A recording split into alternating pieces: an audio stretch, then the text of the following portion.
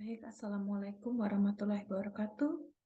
Salam sejahtera untuk kita semua. Om Swastiastu, Namo Buddhaya, Salam Kebajikan.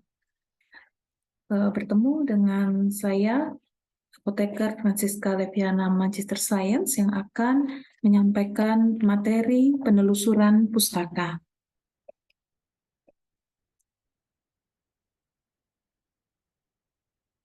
Ya, capaian lulusan pada mata kuliah ini adalah menunjukkan penguasaan iptek, kemampuan riset, dan kemampuan pengembangan diri, yaitu mampu menjelaskan konsep penelusuran pustaka dan ragam karya ilmiah, mampu menerapkan penelusuran pustaka di bidang-bidang kefarmasian, kemudian mampu menerapkan penelusuran pustaka riset di bidang kefarmasian, kemudian mampu mengikuti perkembangan iptek dan meningkatkan penguasaan ilmu pengetahuan, keterampilan, dan kemampuan diri secara berkelanjutan di bidang kefarmasian. Adapun capaian mata kuliah, yaitu mahasiswa mampu menerapkan dan menjelaskan penelusuran pustaka dan riset bidang biologi farmasi, bidang farmasi klinik komunitas, bidang teknologi farmasi dan farmasetika, dan bidang kimia farmasi. Ini merupakan subbidang di dalam kefarmasian. Ya, jadi ada bidang biologi farmasi, farmasi klinik komunitas, teknologi farmasi dan farmasetika, dan bidang kimia farmasi. Kemudian isi mata kuliah ini yaitu terkait dengan kontrak perkuliahan, pendahuluan mengenai penelusuran pustaka, kemudian penelusuran pustaka dan riset di bidang biologi farmasi. Dari pertemuan 1 sampai 3 nanti dilanjutkan pertemuan 4 sampai 7 oleh Bapak Ilham, Bapak Dr. Ilham, yaitu terkait dengan penelusuran pustaka dan riset di bidang teknologi farmasi dan farmasetika, kemudian bagaimana penulisan pustaka yang baik dan benar, kemudian pengetahuan mengenai predator jurnal, dan bagaimana manajemen sitasi jurnal. Kemudian pertemuan 8 adalah UTS, pertemuan 9 sampai 11 ini dengan Bu Ana. Beliau akan membawakan materi akses online jurnal reputasi internasional, kemudian penelusuran pustaka di bidang riset biologi farmasi, khususnya adalah mikrobiologi farmasi dan mikrobiologi molekuler. Kemudian yang terakhir adalah Bu Ika Purwidianingrum, pertemuan 12 sampai 15. Ini adalah penelusuran pustaka dan riset bidang farmasi klinik dan komunitas. Kemudian pertemuan 16 adalah UAS. Demikian materi yang akan dijalani oleh mahasiswa dalam perkuliahan penelusuran pustaka ini. Untuk penilaian tentunya ada nilai UTS, UAS, dan tugas dari masing-masing dosen yang diberikan. Baik, kita langsung ke penelusuran pustaka. Jadi sebuah penelusuran pustaka yang baik itu memenuhi 3 tujuan utama, yaitu memperoleh perspektif yang ilmiah, kemudian menghindari adanya duplikasi penelitian. Jadi kalau kita melakukan penelitian, harus melakukan penelusuran pustaka terlebih dahulu untuk mengetahui sampai sejauh mana topik yang akan kita teliti supaya kita bisa mengembangkan, melanjutkan penelitian, dan tidak mengulangi penelitian dari orang lain.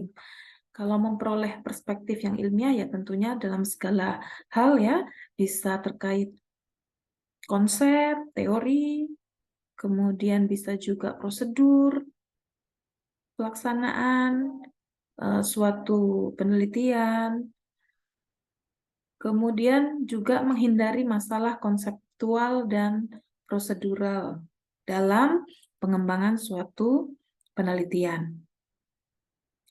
Kemudian bekal seorang penelusur pustaka, ya, supaya menjadi seorang penelusur pustaka yang baik adalah memiliki daya imajinasi tentang topik dan masalah yang akan dikembangkan.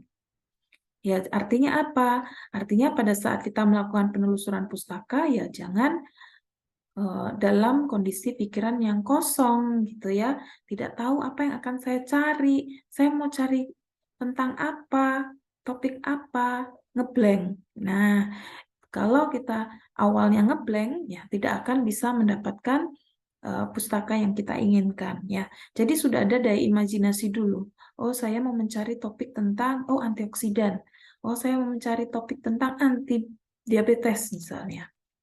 Ya. Jadi sudah ada imajinasi terlebih dahulu terkait dengan topik yang akan dicari. Kemudian memiliki sikap suka menerima gagasan baru. Ya, dengan tidak puas atau punya rasa ingin tahu yang cukup tinggi, ya, segala informasi yang kita dapatkan itu bagi kita adalah ilmu atau pengetahuan yang mungkin belum kita kuasai, kemudian kita merasa ada tambahan terkait informasi terkait dengan hasil penelusuran kita.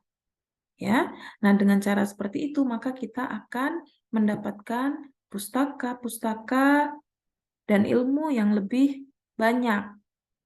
Ya, jadi tidak cepat puas seperti itu.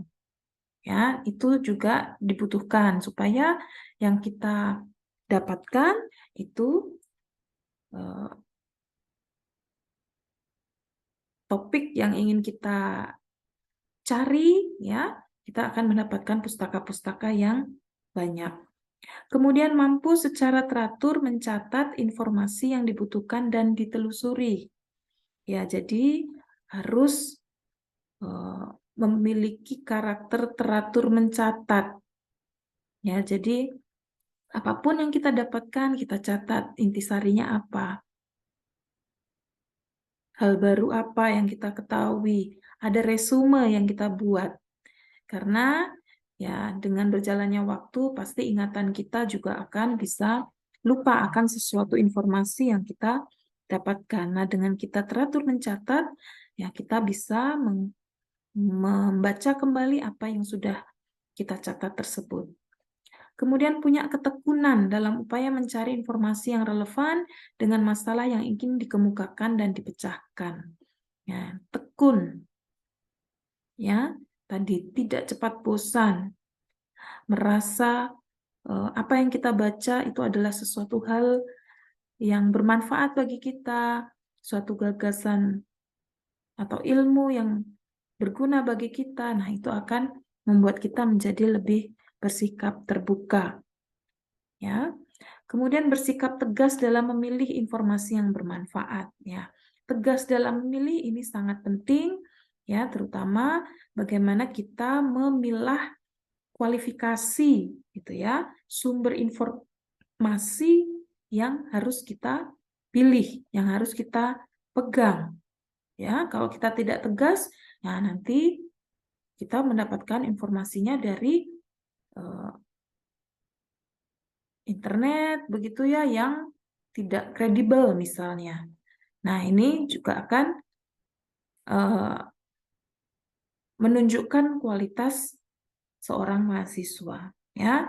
Jadi misalnya cari di Google diketik kata kuncinya, oh ada blogspot misalnya. Ah sudah, nanti dituliskan di pustakanya berasal dari blogspot. Sudah cukup dari itu saja. Merasa cukup dengan itu gitu ya. Pokoknya saya sudah dapatnya yaitu adanya di blogspot. Dan itu yang kalian pakai. Nah, itu tidak benar ya. Karena apa? Blogspot itu bukan suatu karya ilmiah, bukan suatu sumber ilmiah. Karena tidak ada personel yang mereview. Apapun yang ditulis di Blogspot ya akan terpublish begitu. Nah, sehingga kita harus tegas dalam oh tidak bisa saya menggunakan informasi yang ada di Blogspot ini. Tetapi oh mungkin di Blogspot ini dia mengambil dari buku yang lain. Nah, kita harus mencari bukunya, sumber asalnya itu dari mana. Di-search lagi, dicari lagi, sampai akhirnya kita ketemu, oh pernyataan itu ada di buku yang asli gitu ya. Jadi tidak hanya percaya pada Blogspot.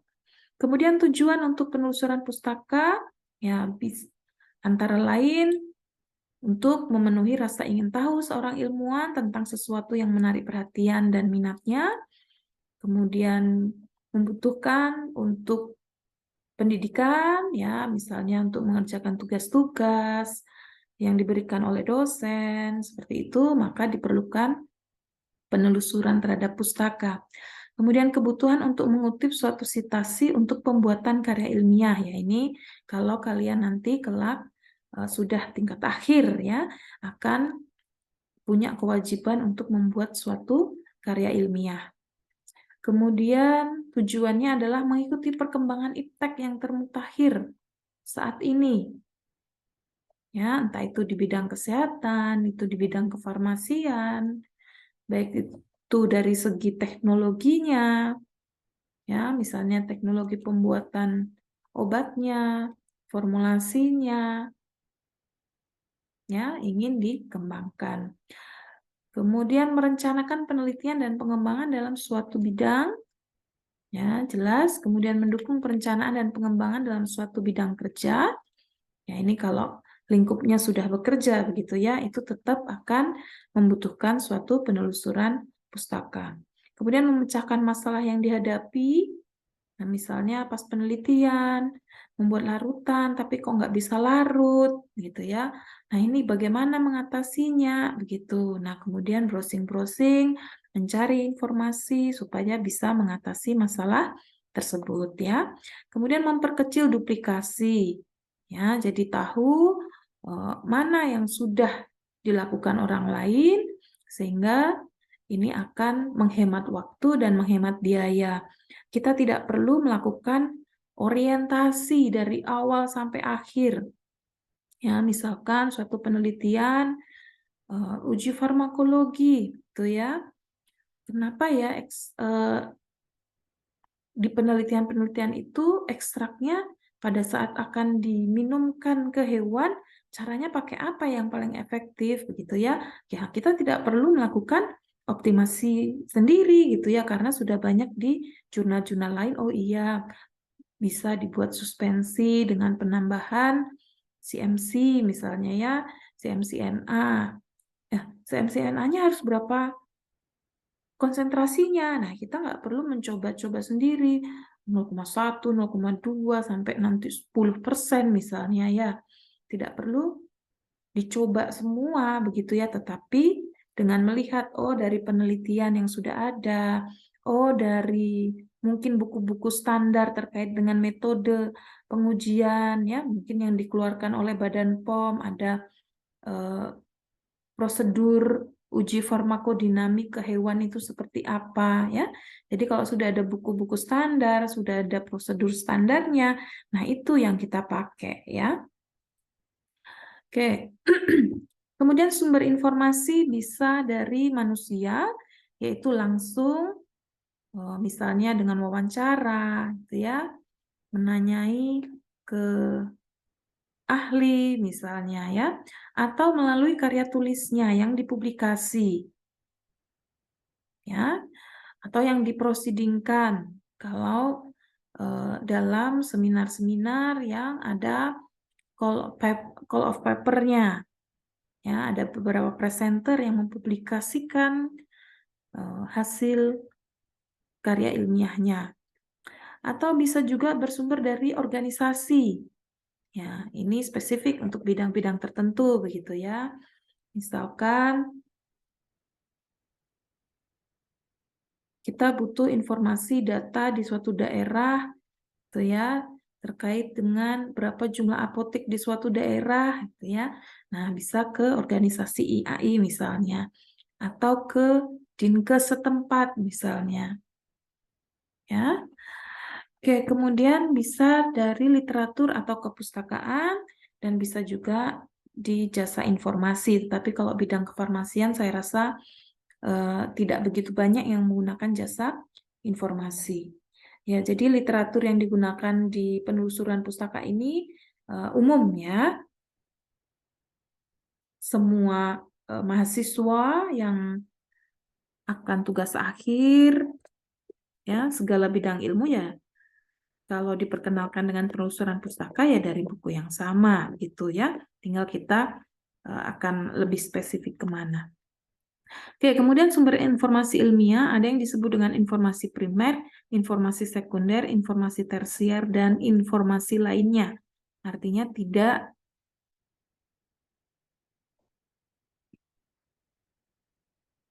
tergolong dalam primer, sekunder, atau tersier.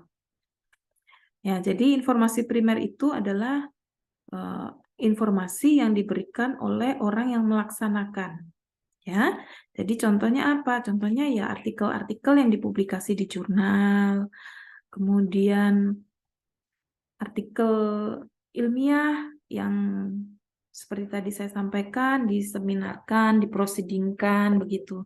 Tetapi harus hati-hati, artikel itu juga ada beberapa macam. Ada yang review artikel, gitu ya. Jadi dia melakukan pengkajian atau studi literatur ya dengan menggabungkan beberapa hasil penelitian. Nah, kalau seperti itu namanya adalah informasi sekunder ya, karena ada proses penyimpulan, penterjemahan maksud dari beberapa jurnal artikel-artikel yang sudah publish seperti itu ya. Informasi sekunder juga contoh yang lain adalah buku ya. Jadi buku itu dibuat begitu ya, tidak langsung oleh yang menemukan suatu ilmu, yang melaksanakan penelitian begitu, tidak ya, tetapi buku itu sudah ada proses pengkajian untuk mungkin dibuat teorinya begitu ya, dibuat cakupannya yang lebih umum. Oke, kemudian informasi tersier, ya ini misalnya ensiklopedi gitu ya. Jadi yang tidak termasuk dalam primer dan sekunder. Oke, ya ini ya informasi yang pertama kali diterbitkan, ditulis oleh orang yang pertama kali mengalami, melakukan atau meneliti, lebih akurat dan penting bagi ilmuwan lainnya. Ya, jadi contohnya laporan penelitian, laporan tugas akhir, ya, skripsi, tesis, karya tulis, ya, atau artikel penelitian di jurnal. Kemudian informasi sekunder berupa petunjuk atau sumber ke informasi primer. Ya, jadi ada penafsiran gitu ya dari sumber informasi primer. Ditulis bukan oleh penelitinya. Nah, ini kurang akurat karena mungkin ada salah atau beda tafsir antara peneliti dan peranggungnya. Ya, jadi tadi ya, contohnya adalah buku dan review artikel. Kemudian tersier itu yang lain. Ya, selain itu, jadi petunjuk untuk ke sumber primer dan sekunder, ini adalah kumpulan informasi yang tidak lagi dianggap sebagai pengetahuan baru bagi para ilmuwan. Ya, jadi yang pengetahuan yang sudah ajak gitu ya. Kemudian informasi lain tadi ya, contohnya paten, ini adalah sumber informasi dengan nilai khusus karena bisa memberi jalan baru yang dapat dipakai untuk keperluan dan tujuan praktis. Ya, jadi sesuatu yang sudah dipatenkan itu berarti sudah melewati tahap dinilai ya kelayakan apakah ini hal baru kemudian bisa digunakan oleh orang lain. Ya. Kemudian standar nasional atau internasional, ya ini informasi tentang sifat, deskripsi tentang sesuatu bahan misalnya ya, metode perlakuan, metode penelitian ya, misalnya kalau di kita ya ada Farmakope Indonesia, Farmakope Herbal Indonesia, Materia Medica Indonesia misalnya ya. Jadi itu buku-buku standar yang ada di tingkat nasional. Oke, penulis lain ya, Danim dan Darwis 2002 membagi sumber pustaka menjadi beberapa, yaitu buku yang terdiri dari buku teks, buku tahunan, buku pegangan, dan diktat. Buku teks diterbitkan pada interval waktu tidak beraturan, kemudian bersifat khusus pada cabang ilmu tertentu, penulis punya derajat kepakaran yang telah diakui orang lain, atau kelompok yang menekuni cabang ilmu itu. Kemudian kalau buku tahunan ya diterbitkan setahun sekali oleh lembaga pemerintah, misalnya Biro Pusat Statistik, kemudian isi data statistik atau fakta-fakta kuantitatif yang lain. Kemudian buku pegangan seperti buku teks, tapi materi sajiannya lebih bersifat petunjuk teknis, ya, atau handbook gitu ya, yang tidak terurai secara mendalam, tapi rinciannya lebih jelas. Kemudian ada diktat, tetapi di sini kalau diktat itu dipublikasikan di kalangan terbatas, biasanya bahan penunjang buku teks yang tersedia, kemudian bahannya disusun bukan atas dasar evaluasi komprehensif dari tim ahli atau penyunting, kemudian sering dibuat secara instan tanpa penelaahan yang mendalam, jadi kurang sesuai untuk acuan kelas 2.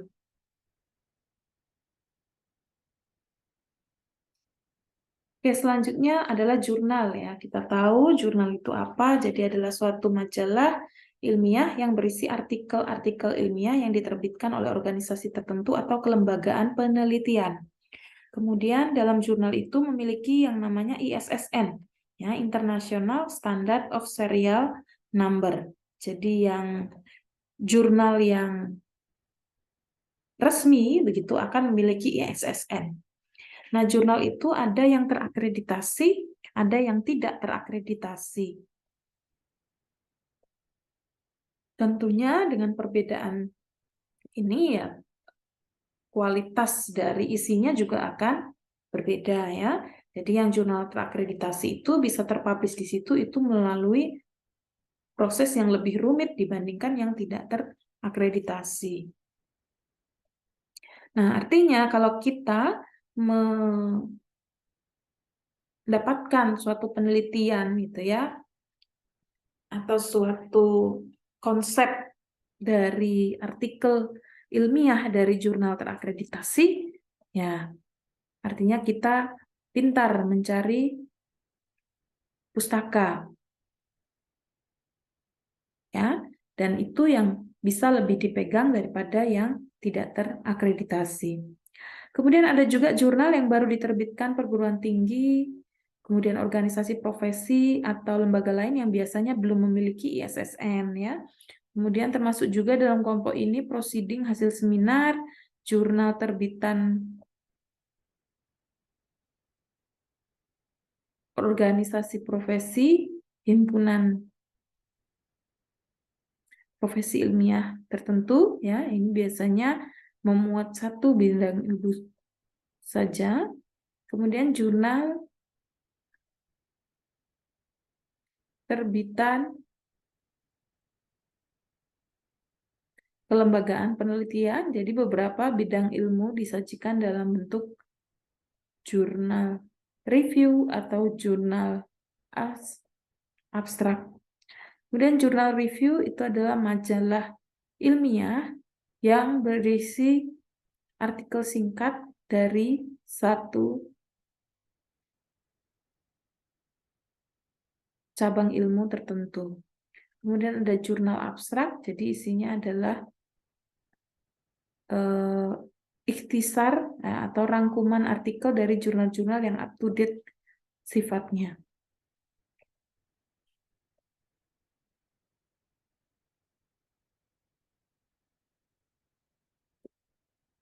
Nah, kemudian sumber pustaka yang lain adalah laporan periodik. Ini adalah majalah ilmiah yang diterbitkan secara teratur oleh institusi pemerintah atau swasta, di mana artikel yang disajikan terbatas pada penelitian yang dikerjakan institusi tersebut. Ya, sering juga memuat tulisan mengenai kebijakan di lingkungan institusi pada tempat laporan itu diterbitkan.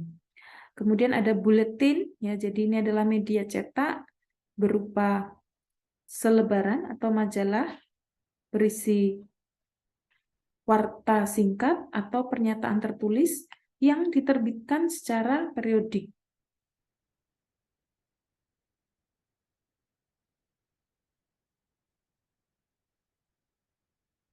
Kemudian mirip dengan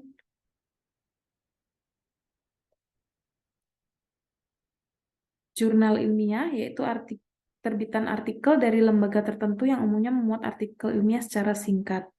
Nah, tetapi perbedaannya adalah jurnal ini mengupas masalah atau isu tertentu secara panjang lebar, bahkan dalam bentuk laporan penelitiannya. Ya. Jadi lebih komplit. Kemudian buletin menginformasikan isu dalam liputan laporan secara populer dan singkat. Jadi sering ada info-info ilmiah di dalamnya. Ya, jadi kalau kita mengambilnya informasi dari buletin, ya itu relatif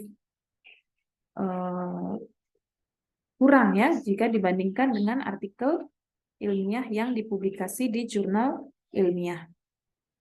Kemudian ada majalah. Ya, jadi ini harus hati-hati ya. Ada majalah, jadi media massa yang diterbitkan secara teratur yang memuat opini, berita, artikel, tapi bukan artikel ilmiah ya. Kayak di koran seperti itu kan namanya juga artikel begitu, tetapi bukan artikel ilmiah seperti yang dimaksud yang dipublikasikan di jurnal ilmiah. Bentuk dan pemakaian kosakata itu populer, kemudian beda dengan majalah yang diterbitkan oleh organisasi profesi kelembagaan penelitian yang memuat artikel ilmiah. Ya, jadi ada beberapa jurnal begitu ya yang dinamai dengan majalah, tetapi isinya adalah jurnal gitu. Nah, harus hati-hati membedakannya ya. Kalau ini ya majalah-majalah yang termasuk populer begitu ya, termasuk kategori sumber informasi populer. Oke, kemudian laporan penelitian ini berupa buku yang memuat hasil penelitian secara utuh, mulai dari bagian awal, tubuh tulisan dan lampirannya. Jadi komplit datanya begitu ya, bisa perorangan atau kelompok, biasanya biaya entah itu sendiri atau sponsor. Jadi ada dua jenis bentuk buku untuk dokumen dari lembaganya, atau laporan penelitian diterbitkan dalam bentuk buku sungguhan yang dipublikasikan secara nasional. Jadi ini bobot secara keilmiahannya lebih tinggi ya, karena ada pengakuan yang lebih kuat dari kalangan akademisi dengan adanya ISBN-nya. Kemudian ada sirkuler, ini adalah terbitan ilmiah yang dilakukan secara tidak teratur. Bahan sajiannya bersifat pendek dan praktis, kemudian satu sirkuler biasanya memuat satu artikel saja. Kemudian biasanya diterbitkan kelembagaan penelitian, instansi pemerintah, atau swasta. Ya, jadi bisa membedakan ya beberapa sumber-sumber pustaka tadi. Kemudian ada leaflet, ya ini karangan ilmiah mesti kadang berupa informasi biasa dan bersifat praktis, diedarkan dalam bentuk kertas berlipat, diterbitkan oleh kelembagaan penelitian, instansi pemerintah atau swasta secara tidak teratur. Ya, jadi hanya memuat satu karangan singkat saja. Ya, dalam kenyataan sehari-hari, leaflet ini bisa menjadi advertensi ya, untuk mengundang dalam kegiatan tertentu misalnya ya. Kemudian annual review, ini adalah resensi beberapa literatur yang diterbitkan beberapa tahun sebelumnya.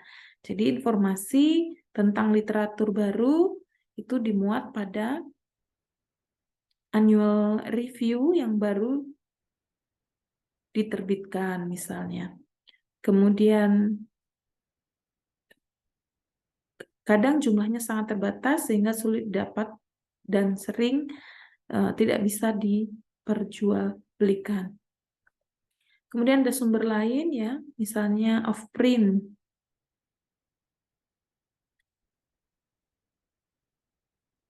Kemudian ada bibliografi ya, ini memuat judul artikel dari cabang ilmu tertentu disertai pengarang, penerbit, dan halaman tempat artikel. Oke, kemudian ada literatur lain begitu ya yang membagi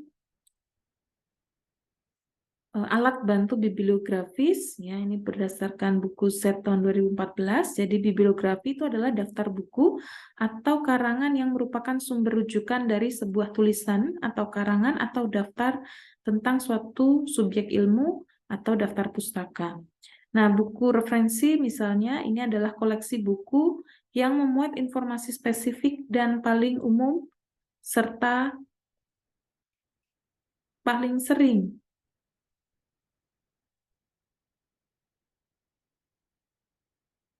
Kemudian sering dirujuk untuk keperluan cepat saja ya. Kemudian biasanya tidak untuk dibaca semua sampai keseluruhan begitu, tapi hanya dipilih yang sesuai dengan kebutuhan informasi yang kita inginkan saja. Kemudian yang termasuk kategori ini berdasarkan pembagian oleh dalam buku set 2014 ini adalah kamus, ensiklopedi, buku indeks, kemudian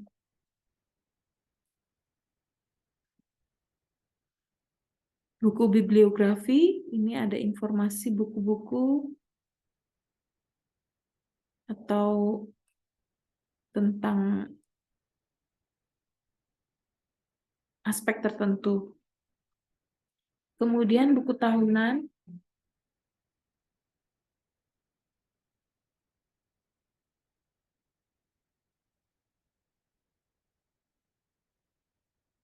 Kemudian tadi sudah ya buku tahunan, kemudian buku atlas tentang peta dan nabagan, buku direktori, isi nama dan alamat orang, organisasi, lembaga, kadang memuat informasi kegiatannya juga. Kemudian buku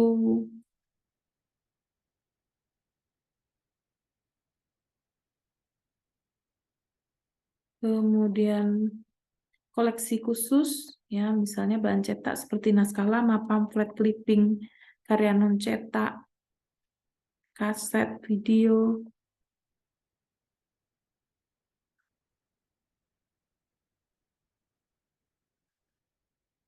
Oke, kemudian bahan elektronik, disket.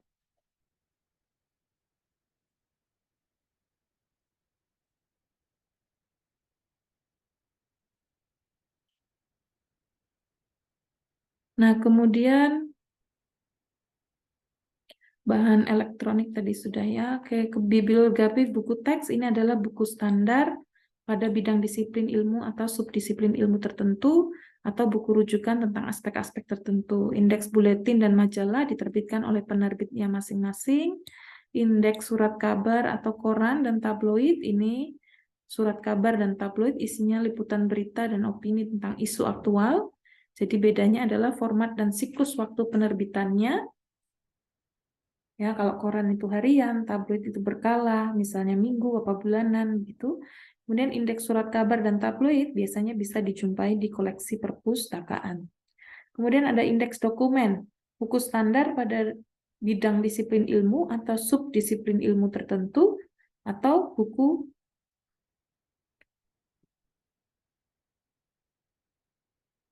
rujukan tentang aspek tertentu.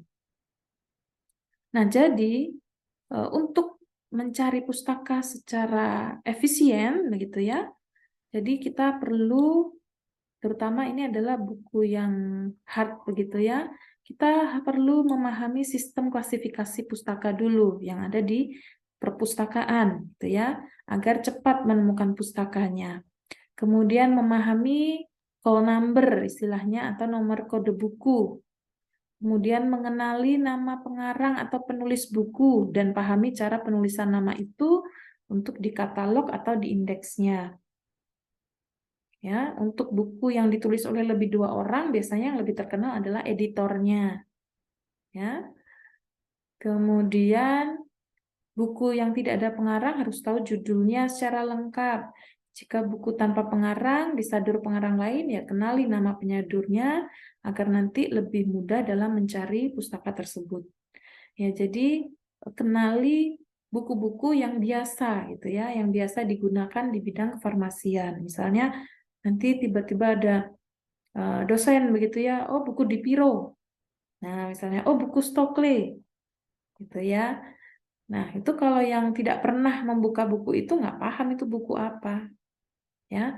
Oh, buku DIH, nah singkatan gitu karena sudah familiar gitu ya, sudah terbiasa. Ya, misalnya kalau di bahan alam saya misalnya, oh silakan dibaca buku Harbon.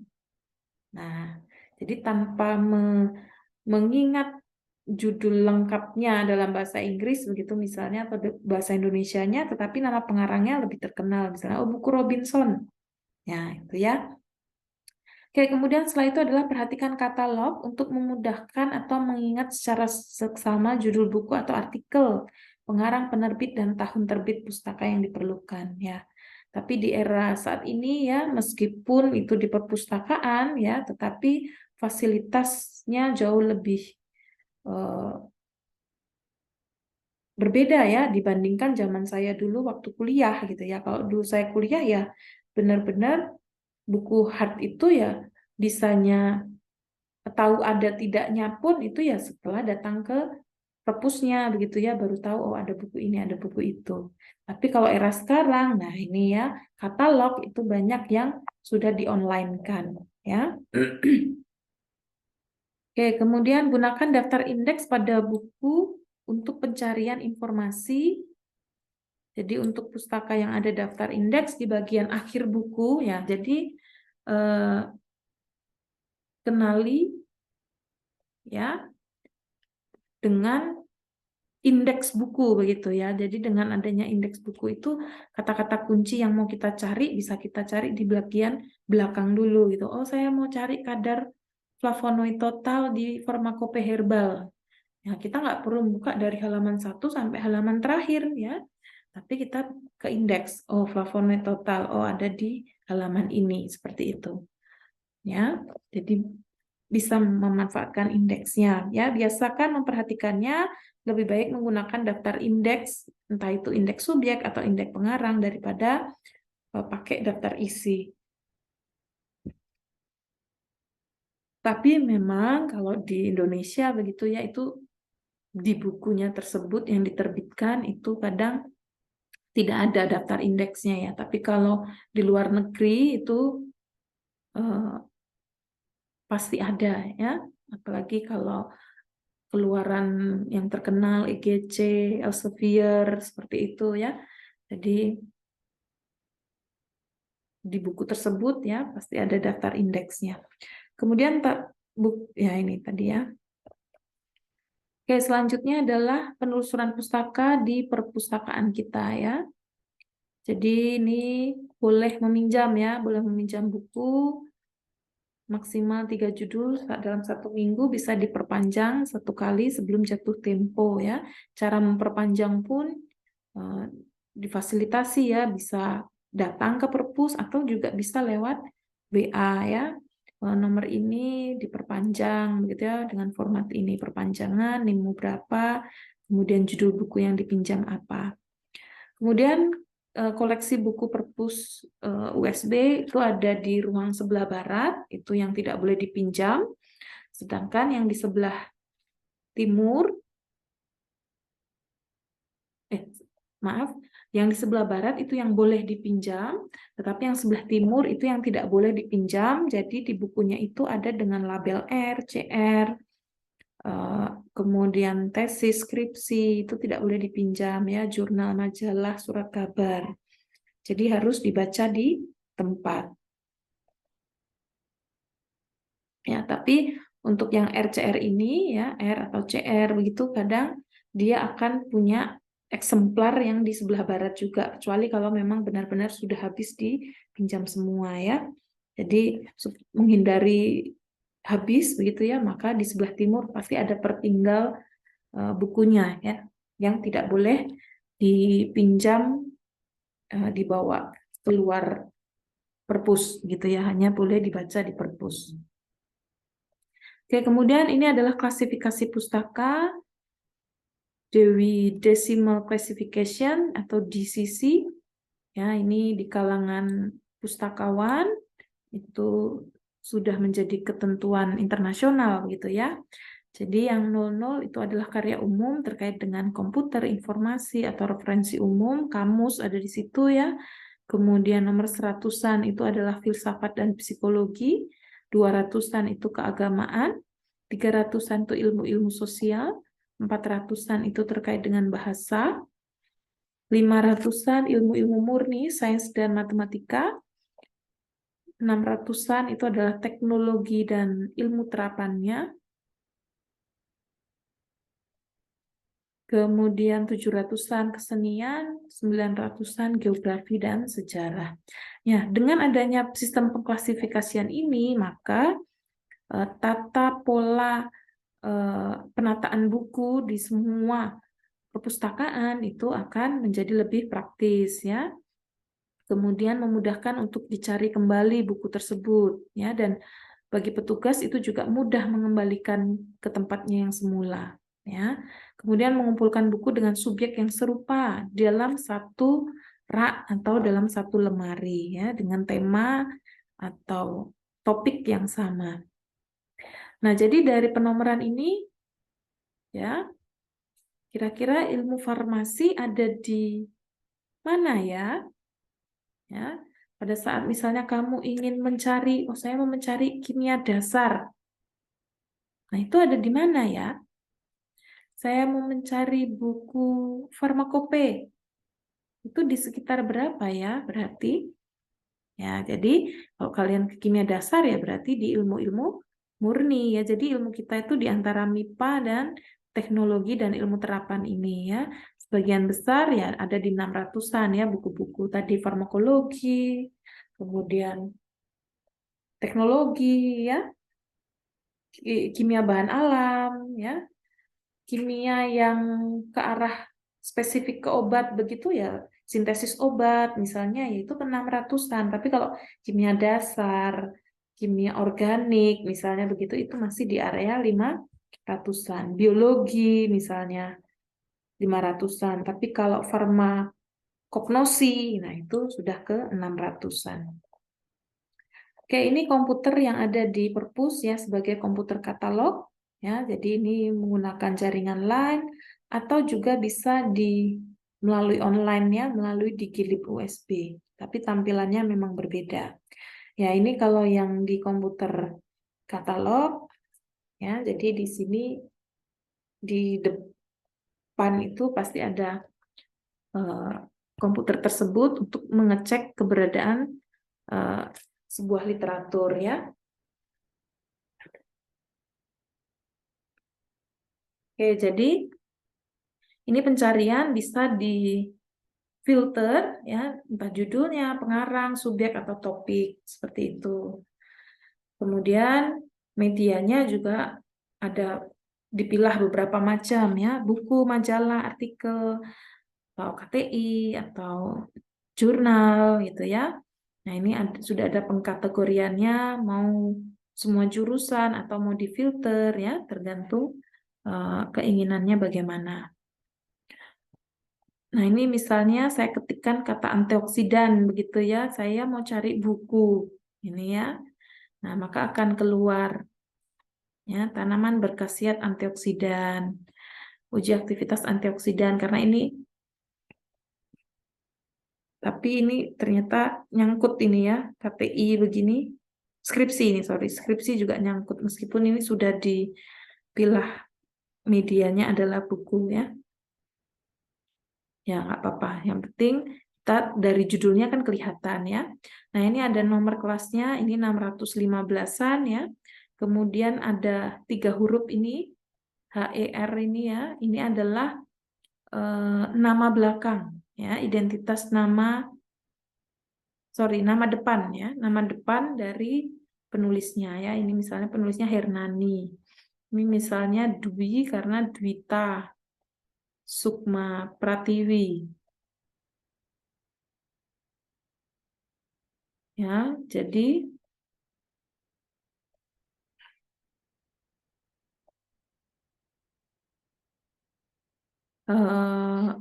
itu yang bisa didapatkan ya. Kemudian ini publishernya, kemudian ini koleksi fisiknya. Jumlahnya begitu ya. Oh, ada 3. Oh ya, kemudian ini ada akhiran 1 huruf di belakang. Ini adalah huruf pertama judul ya. T. Ini karena huruf pertamanya U ya pasti di belakangnya U. Tuh ya codingnya. Nah, ini bisa kita klik ya, warna biru judul misalnya ini tanaman berkhasiat antioksidan. Kita klik, maka akan muncul detail posisi koleksi bukunya ada di mana. Ya, ini misalnya oh di ruang barat ada, tapi ini ada yang hilang. Nanti kalau dipinjam ya ada yang dipinjam begitu. Ya, jadi ini adalah info terkait dengan lokasi dan ketersediaan bukunya.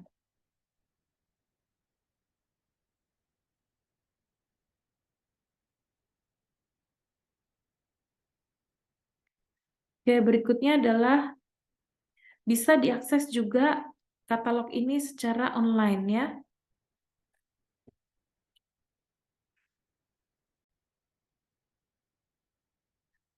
Oke, jadi ini ya kalau kita ketik di Google biasa begitu kemudian dijilid USB ya nanti akan diarahkan ke website ini begitu ya. Nah, jadi ini ada menu searchingnya di sini ya, nanti bisa diketikkan apa topik yang ingin, misalnya ini saya mau cari buku farmakognosi, nah diketikkan di situ nanti akan muncul buku-buku yang terkait dengan farmakognosi ya, ini ada farmakognosi, farmakobioteknologi, ada farmakognosi dan fitoterapi, ini misalnya yang atas ya, dan seterusnya. Kemudian kalau diklik ini bukunya ini diklik begitu, maka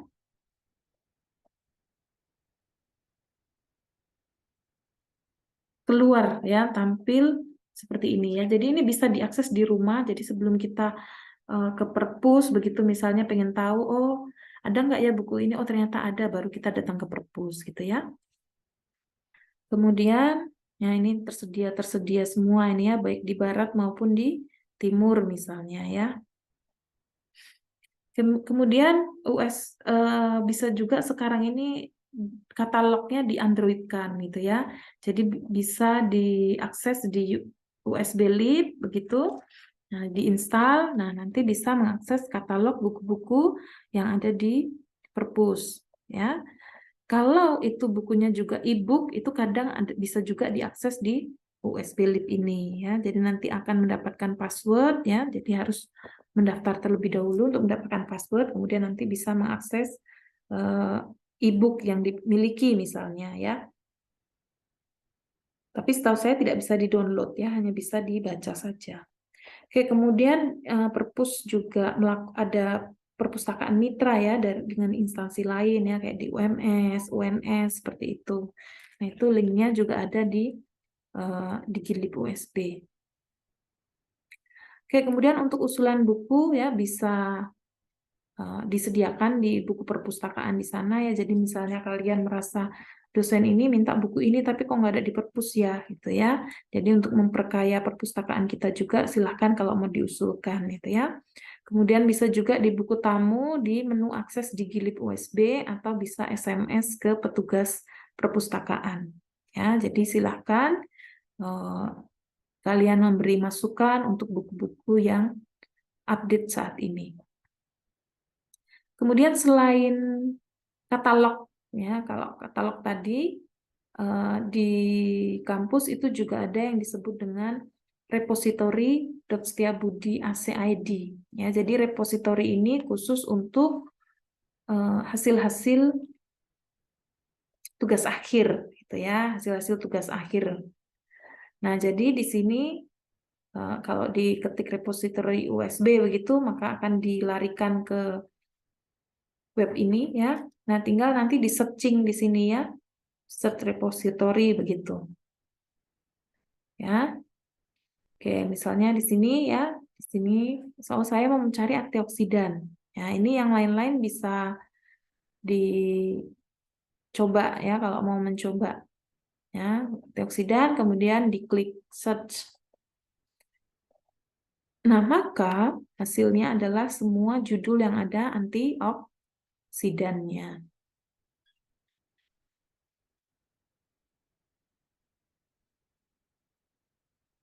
Nah, ini misalnya ya, ini judul-judul antioksidan. Ya, ini temuannya banyak nih ya, diperoleh 106 temuan ya kan. Nah, silahkan kalau mau dipilih. Oke, kemudian secara umum penelusuran pustaka di internet ya, itu tadi sebelum ini ya saya membahasnya adalah yang di perpustakaan kita ya internal supaya kalian juga paham bagaimana caranya. Kemudian ada selain di perpustakaan, mencari pustaka itu bisa di internet, jelas ini sudah pasti sudah kalian lakukan juga ya. Jadi bisa mengakses jurnal elektronik online yang langganan gitu ya. Nah, ini bisa lihat di perpus username dan passwordnya ya. Jadi ada beberapa search engine atau database seperti itu yang bisa diakses kalau ada username-nya ya. Oke, ini ada ProQuest misalnya ini untuk bidang ilmu MIPA sains seperti itu. Jadi kalau diakses di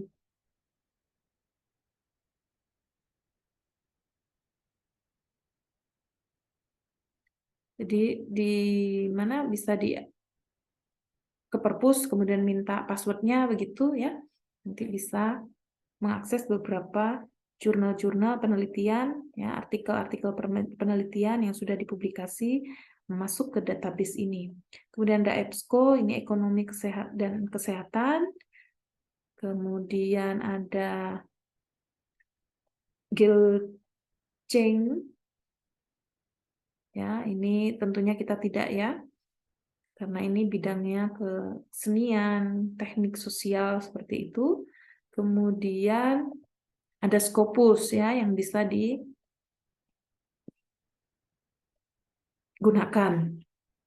Ya, jadi kita punya akses username di situ ya. Sehingga kadang kalau kita nyari di Google Scholar itu berbayar atau terkunci seperti itu ya. Nah, akhirnya bisa kebuka dengan database ini ya atau search engine ini.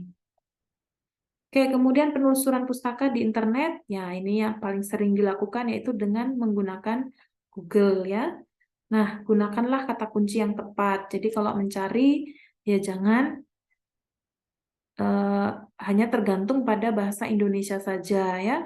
Bisa juga menggunakan bahasa Inggris, ya, nama Latin kalau itu tanaman ya. Jadi jangan melulu dengan bahasa Indonesianya ya supaya apa? Ya, yang kita dapatkan itu lebih banyak ya. Oke, jika 2 atau 3 kata yang harus bergandengan begitu ya atau harus beriringan, misalnya ini Caesalpinia sapan begitu ya, maka gunakan tanda petik ya, di tanda petik. Maka yang muncul adalah yang Caesalpinia dan sapan itu berdampingan begitu. Atau ini misalnya benalu mangga gitu ya. Karena kalau nggak pakai tanda petik bisa saja hanya mangga saja yang terkait mangga begitu bisa keluar. Tapi kalau diberi tanda petik benalu mangga maka yang keluar adalah yang benalu mangga. Kemudian gunakan penanda untuk download format tertentu. Ya, jadi misalnya ini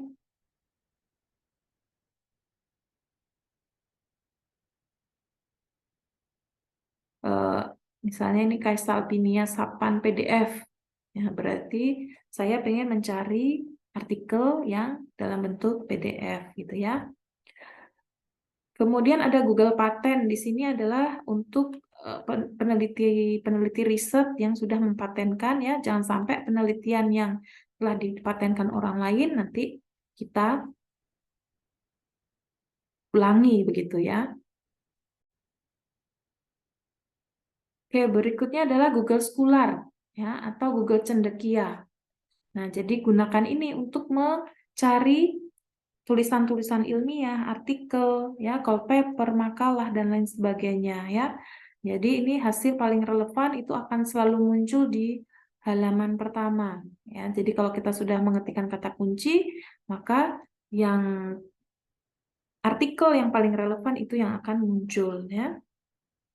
Kemudian Google Cendekia ini bertujuan untuk menyusun artikel seperti yang dilakukan peneliti dengan memperhatikan kelengkapan teks tiap artikelnya, penulisnya, frekuensi penggunaan kutipan artikel dalam literatur akademisi lainnya. Jadi misalnya sitasi begitu ya, itu akan terlihat.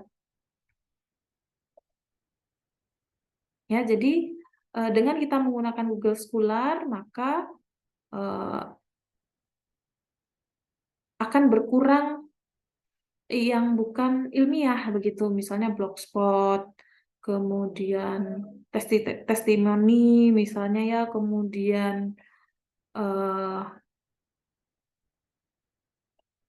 lapak-lapak ya, lapak-lapak iklan jualan seperti itu ya, sehingga kita tidak perlu memilah ya yang lebih kompleks begitu kalau sudah pakai Google Scholar. Saya berharap kalian sudah familiar dengan tampilan Google Scholar atau sudah memanfaatkan Google Scholar ini. Oke, jadi misalnya ini ya, kita ketikkan Google Scholar, kemudian kita klik, ya akan keluar tampilan seperti ini. Kemudian misalnya kita mau cari apa ini gitu ya. Misalnya kita mau mencari tanaman secang begitu ya untuk aktivitas antioksidan gitu misalnya ya. Kayak Salvinia sapan and antioksidan misalnya begitu. Nah, ya, jadi tampilannya akan seperti ini. Jadi yang tertampil di sini adalah bukan urut tanggal ya, bukan urut waktu terbit ya, tetapi urutannya adalah sort by relevant. Artinya yang memiliki kedekatan secara relevansi ya. Kemudian ini juga bisa kita gunakan ini ya. Ada anytime, apa semua waktu yang mau ditampilkan. Ini ada 6.900 resultnya gitu ya. Atau mau yang tahun ini saja, 2023, atau mau 1 tahun yang lalu, atau mau 4 tahun yang lalu. Ya, nah, tuh. Atau kita mau custom range, ya, waktu yang kita tentukan. Oh, saya mau ngecek dari tahun 2020 gitu ya. Kalau ini kan yang otomatis ya. Jadi 2023, 2022, 2019. Jadi 1 tahun yang lalu dan 4 tahun yang lalu ya. Misalnya ini saya mau 2020 sampai 2023. Jadi mau yang 3 tahun misalnya. Tinggal di set begitu. Ya, oh lebih kecil ya, 1.500.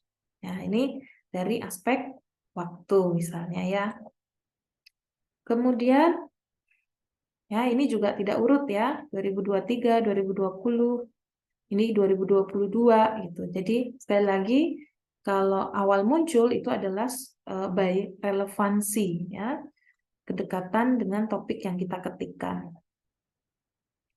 Nah, kalau mau diurutkan tanggal ini tinggal di sort by date. Ya, sort by date seperti itu, ini diklik, maka akan muncul yang paling baru ya, ini paling baru. Jadi ini urut dari yang terbaru. Ini 28 hari yang lalu.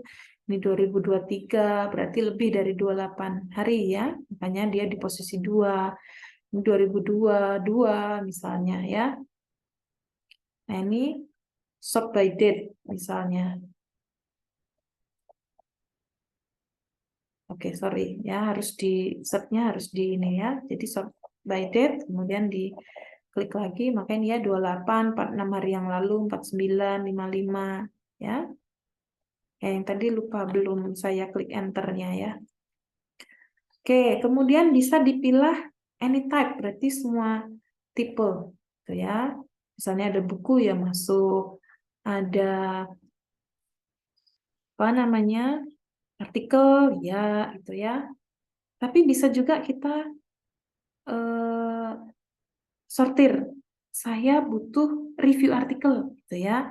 Review artikel. Jadi yang review saja.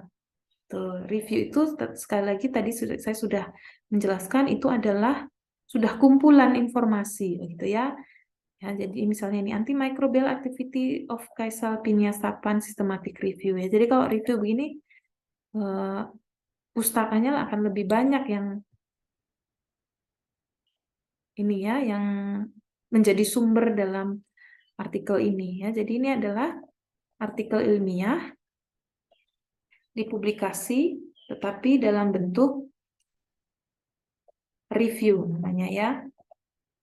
Oke, ini kenapa tidak bisa jelas? Oke, oh ini ya. Nah, ini misalnya ya. Jadi ini publikasi di jurnal begitu ya, tapi dia bentuknya review artikel, jadi dia tidak melakukan penelitian sendiri ya, dia mereview. Nah, jadi dia mereview dengan mencari dari beberapa artikel-artikel begitu ya, dari PubMed, PMC, ScienceDirect dan lain sebagainya ya, dengan kata kuncinya apa dijelasin. Kemudian nanti ada suatu guideline prosedur yang harus diterapkan dalam melakukan review ini, begitu ya. Kemudian nanti tinggal menggabungkan penelitian-penelitian itu. Ya, jadi makanya kalau kita membaca review itu enak, nanti berarti kan dia ada pustaka yang dia pakai apa gitu ya. Jadi kita bisa ngelink ke beberapa pustaka. Oke, itu ya. Kemudian bisa juga anytype. Kalau anytype ya berarti semuanya, baik itu artikel maupun artikel review. Kemudian ini bisa juga, oh include paten atau tidak include paten misalnya. Ya.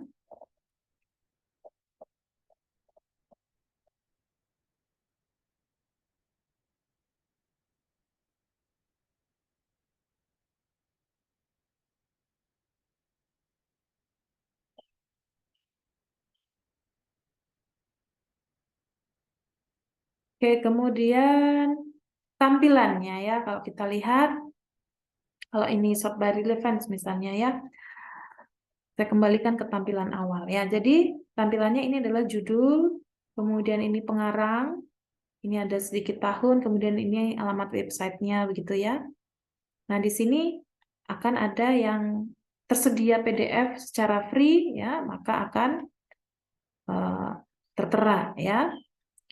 Kemudian kalau kita masuk ke Google-nya dengan akun kita gitu ya, maka kita bisa save. Ini misalnya kita mau membacanya besok gitu ya. Kita save, bisa kita klik kemudian kita save begitu ya. Nanti akan tertera di library kita ya, mau reading list atau cited by me misalnya. Ya. Oke, kemudian ini ada informasi kalau kita mau mensitasi caranya supaya nggak mikir nih ya, tinggal copy paste ya dengan sistem citasi MLA atau pakai apa misalnya ya, sistem apa atau pakai Chicago atau sistem Harvard misalkan atau sistem Vancouver ya. Nah, di sini bisa langsung di copy begitu ya kalau memang sudah ada ketentuan cara mensitasinya. Nah, kemudian di sini ada cited by. Ya, cited by itu apa? Berarti artikel ini sudah dirujuk oleh berapa orang? Berapa artikel? Nah, ini misalnya 225 artikel. Ini baru 67. Kalau kita lihat dari yang terbit di tahun 2023 saja, ya cited by-nya masih relatif sedikit karena ini memang baru gitu ya, baru diterbitkan gitu ya tahun 2023. Tapi kalau yang lain gitu ya, cited by-nya bisa banyak ya.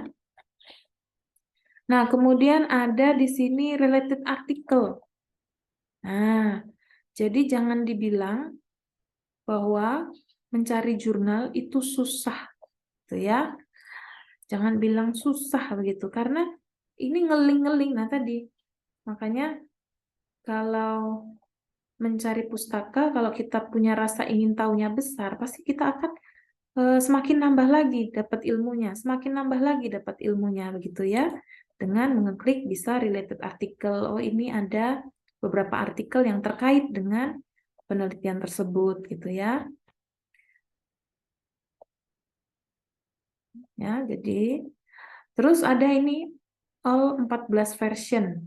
Nah, ini ya apa maksudnya? Nah, coba kita klik ya. Ada 14 versi. Nah, artinya ini kalau kita lihat versinya gimana ini? Judulnya sama semua ya. Jadi artinya apa? Judul ini itu terindeks gitu ya. Terindeks di beberapa tempat begitu ya. Di beberapa website ya, entah itu database atau search engine tertentu gitu ya. Ya, ini misalnya ada di JST, ada di BPB Farm ya. Kemudian misal ada di Scholar Archive, kemudian ada di Elsevier, ada di Hero EPA, ada di CST lagi, ya. Ini Europep MC misalnya. Nah, jadi apa tujuannya? Atau apa kegunaan kita mengecek gitu ya. Jadi misalnya begini, pada saat tampil di Google Scholar ini tuh nggak ada. Nah, jadi kita bisa klik, nah siapa tahu di tempat yang lain itu ada yang tersedia PDF-nya ya. Jadi kita bisa mendapatkan full text-nya begitu. Ya, jadi kadang bisa saja begitu ya terjadi di tempat yang lain. Nah, ini misalnya ya, coba kita lihat ya, tapi ya belum tentu juga memang ya untung-untungan ya. Atau yang ini misalnya. Kita lihat 6 versi, oh tidak ada semua ya, artinya memang ini artikelnya berbayar semua. Ini juga tidak ada.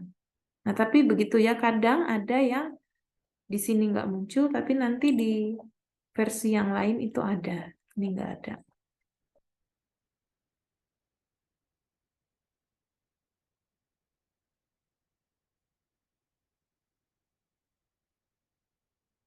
Ya, ya ini kebetulan. Jadi ini eh, kayak database begitu ya. Oke, berikutnya adalah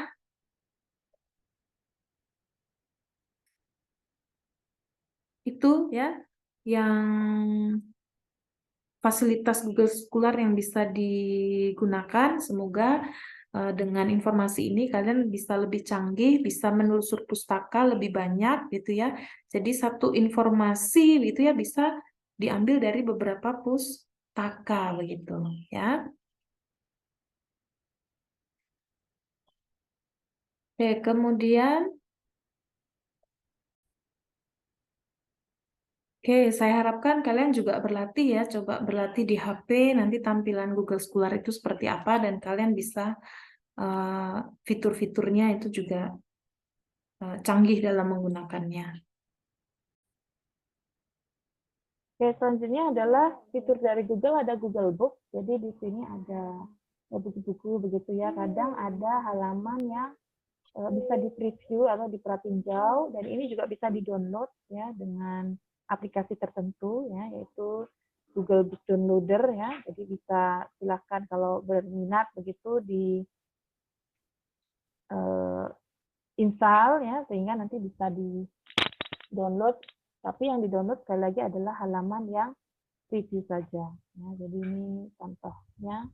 Nanti tinggal di URL Google Book-nya ditampilkan. Ya, seperti itu ya. Jadi kalau misalkan di Google Book ini ada halaman yang not preview begitu ya, nah ya bisa pinjam di perpus kalau memang di perpus ada, atau sampai mengarah ke beli bukunya gitu ya, atau seandainya di blog begitu ya, di blog begitu ada misalnya yang di preview itu terlihat kan kalimatnya seperti apa, ternyata di blog juga ada kalimatnya itu, nah itu bisa dibandingkan gitu ya, sehingga siapa tahu yang not preview tadi itu di blog itu ada gitu ya. Nah, tapi disamakan dulu bagian yang tertampil di blog sama yang ada di buku itu. Kalau kayaknya yakin sama begitu, berarti yang hilang atau yang tidak muncul di Google Book bolehlah kita ambil di blognya itu. Jadi tapi tidak boleh blog aja gitu tanpa kita melihat ke tampilan bukunya ya, tetap harus kita cross check kembali di bukunya. Oke, selanjutnya Google Keluar tadi sudah. Ya, database nasional ya penulisan pustaka di internet ada portal Garuda. Ya tadi di websitenya USB kan ada web link yang lain, itu salah satunya ada portal Garuda. Jadi ini adalah search engine yang dikembangkan oleh Indonesia gitu ya untuk mengakses e-jurnal, e-book, tugas akhir mahasiswa, laporan penelitian atau karya-karya umum. Ya, ini dikelola oleh Kemdiknas. Ya, fasilitas utama bisa pencarian, mengunduh citasi, unduh full text kalau ada jurnal report juga. Kemudian ada Indonesian Scientific Journal Database atau ISJD. Ini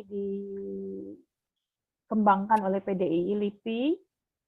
Nah, ini tentunya sudah update sekarang ya. Ini materi tahun lalu soalnya belum saya update jurnal sekian. Kemudian ada SINTA ya, Science and Technology Index. Ini pusat citasi dan keahlian di Indonesia. Jadi ini juga akan ada artikel-artikel, book capture juga kadang ada di situ ya. Ada juga paper hasil conference. Ya, jadi ini memberikan informasi tentang tolak ukur lembaga kolaborasi analisis tren penelitian saat ini ya, direktori di ahli-ahli di Indonesia. Kemudian ada INASTI untuk melihat peringkat jurnal berbasis impact factor. Nah, impact factor itu apa? Ya, nanti di minggu depan akan dijelaskan oleh Bu Ika ya, impact factor. Jadi ya tentunya ini menunjukkan kualitas ya, semakin tinggi impact faktornya, maka jurnal tersebut berarti semakin kualitasnya semakin baik. Kemudian ada Indonesia OneCert IOS, ya, OneCert.id ini dikembangkan oleh Perpusnas. Kemudian Perpustakaan RI Ardi Kusuma. Semua ini beberapa ada literatur-literatur populer di sini gitu ya. Oke, kemudian nah ini contohnya kalau ke Garuda, portal Garuda, ya bisa tadi ya pakai web link yang ada di USB atau diketik di Google gitu pasti keluar ya. Saat ini segini artikel yang berkolaborasi ke sini. Kemudian ISJD, ya ini sudah ISJD Neo bisa di sini ya. Jadi terus kita mau mencarinya di mana ya? Boleh semuanya dicoba aja gitu ya. Karena kadang ada yang di portal Garuda ada, tapi di Google belum masuk begitu. Ya, jadi untuk situs-situs yang belum bisa dikonekkan ke Google ya, itu kadang seperti itu. Ya, ini Cinta 2. Kemudian ini yang INAPSI, ya nanti akan melihat peringkatnya gitu ya dari H-index dan impact faktornya. Kemudian ini misalnya ada peringkat jurnal berbasis impact faktor. Ya. Nah ini ada nilai skor-skornya gitu. Kemudian, nah database internasional bisa pakai Web of Science, isi Thomson, Scopus, Simajo Journal, and Country Rank SPR. Kemudian Microsoft Academic Search, ada DOAJ, DOAB gitu ya. Nah, nanti pertemuan selanjutnya akan dijelaskan ya kriteria-kriteria jurnal itu apa saja. Misalnya ada akreditasi 1, 2, 3, 4 seperti itu. Kemudian kalau internasional itu ada yang terindeks Scopus, ada yang tidak. Nah, itu nanti bedanya apa akan dijelaskan di minggu depan. Bisa juga database yang disediakan oleh penerbit, ya, PenDirect, Gile, InterScience. Yang sering kita pakai itu NCBI ya, PubMed gitu. Itu yang paling sering. Atau bisa akses langsung ke website jurnalnya. Nah, makanya tadi versi tadi banyak gitu ya, versi dalam satu artikel begitu versionnya bisa 7, bisa berapa. Nah, itu karena mereka bisa terindeks di beberapa search engine, bisa juga atau website begitu ya, sehingga terlihat ada beberapa versi. Nah, jika dengan semua cara tadi ya, jurnal itu tetap berbayar. Nah, cara yang bisa dilakukan apa ya? Jadi ini alternatif caranya bisa tapi sekarang kayaknya udah terbatas ya, nggak bisa karena jadi menggunakan by fee di sebuah universitas gitu ya yang melanggan jurnal gitu ya. Nah ini tapi kadang sekarang sudah jarang ya, maksudnya jarang yang tidak dengan akun. Biasanya WiFi-nya sekarang sudah dengan akun soalnya. Kemudian bisa bantuan teman ya yang kuliah di unit-unit negeri begitu ya, yang juga berlangganan jurnal ya. Atau bisa menjadi anggota di Perpus RI karena di negara kita beberapa itu berlangganan jurnal juga. Ya, bisa didaftar ke sini. Atau ikut forum-forum yang memfasilitasi download jurnal ya untuk researcher ya atau peneliti ya. Misalnya ini ada Facebook, ada grupnya gitu ya, yang dimana di sini ada mahasiswa-mahasiswa yang kuliah di luar negeri begitu. Nah itu misalnya minta di downloadkan gitu ya, minta bantuan gitu ya untuk di downloadkan. Nah atau bergabung ke jejaring sosial yang beranggotakan akademisi, ada ResearchGate, ada Akademi Edu seperti itu ya. Jadi di sini pun kadang di jurnalnya misalkan tidak di open atau tidak bisa didapatkan full text-nya, tapi nanti si pemilik artikel tersebut begitu ya dia share PDF-nya gitu ya entah di ResearchGate atau di Akademi Edu. Ya meskipun kadang ya harus kontak email, ada yang seperti itu ya, tapi ada yang secara cuma-cuma dia sudah menge-share gitu ya. Bisa juga dicoba di Foursquare ya. Foursquare ini, tapi kalau Foursquare ini lebih ya macam-macam ya, buku-buku populer kadang ada, terus bahkan yang tidak terkait dengan ilmu juga ada di sini gitu ya. Kemudian yang terakhir adalah menghubungi penulis jurnal via email ya, atau ya seringnya bisanya sih email karena di setiap artikel itu kan tersedia alamat emailnya ya. Jadi gunakan bahasa internasional yang baik dengan ejaan yang benar, tujuannya apa ya, kenapa kok membutuhkan artikel tersebut, itu dijelaskan di situ. Nah ini contoh yang for sale ya.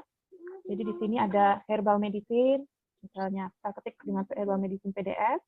Nah ini tampil bukunya ada beberapa begitu. Nah Akademi Edu tadi ya itu jaring sosial akademisi ya. Jadi di sini kita bisa mengikuti karya orang lain gitu ya. Misalkan saya sudah bergabung di Akademi Edu gitu, saya mau melihat penelitian-penelitiannya Bu Siska gitu ya. Nah itu memfollow gitu ya, bisa memfollow saya nanti yang saya upload apa. Oke, ini contohnya jadi bisa harus sign up ya, harus ada nama alamat email universitas, kemudian nama departemen dan posisi. Nah, kelebihannya dengan website seperti ini adalah lebih terfokus pada penyediaan dan sharing materi bagi para akademisi ya.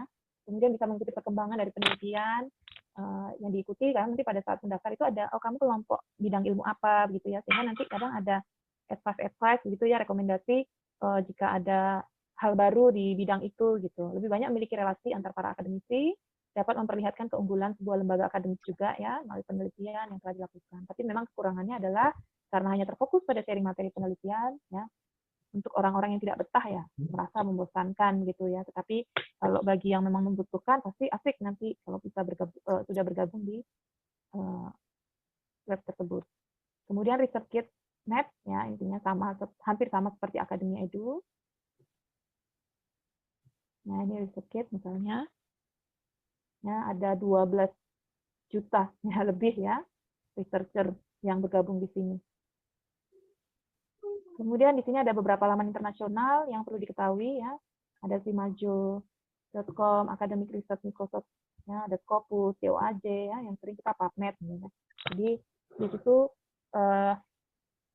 artikel-artikel yang bereputasi gitu ya, bereputasi ScienDirect itu juga ya. Pandemi ini ScienDirect membuka cukup banyak mengopen begitu banyak jurnal dan buku ya.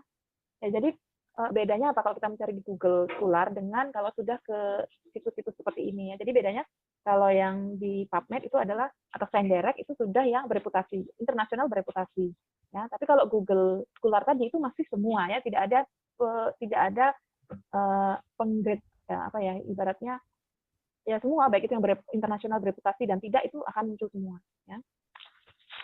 Oke, kemudian ada www.medline.com, ini ada review tentang farmakologi begitu ya, dan ini bisa dimanfaatkan misalnya kita mau meninjau atau tinjauan pustaka untuk terkait penyakitnya begitu ya, tentang penyakitnya, kemudian konsep pengobatannya. Nah, itu bisa juga menggunakan buku Medline ini. Ya, kemudian ada Fingerling. Ya, itu yang sering saya pakai sih PubMed ini ya, pakai ScienDirect gitu ya.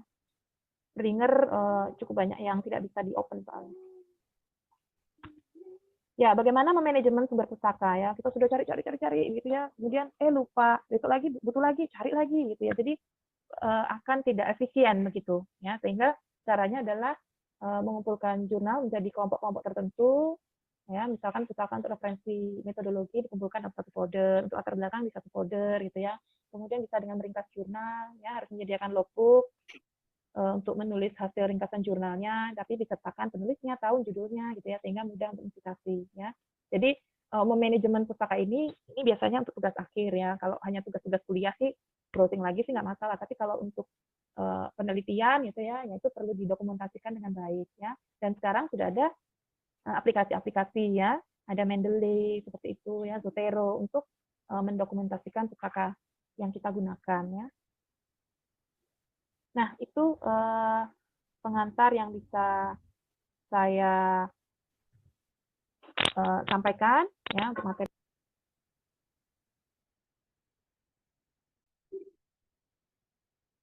Oke, demikian materi yang bisa saya sampaikan untuk pertemuan pertama ini. Silakan mulai mencoba-coba ya beberapa browsing tadi, mencoba ke perpus, melihat pustaka-pustaka yang ada di perpus yang bisa memperkaya keilmuan kalian. Demikian. Akhir kata, wassalamualaikum warahmatullahi wabarakatuh.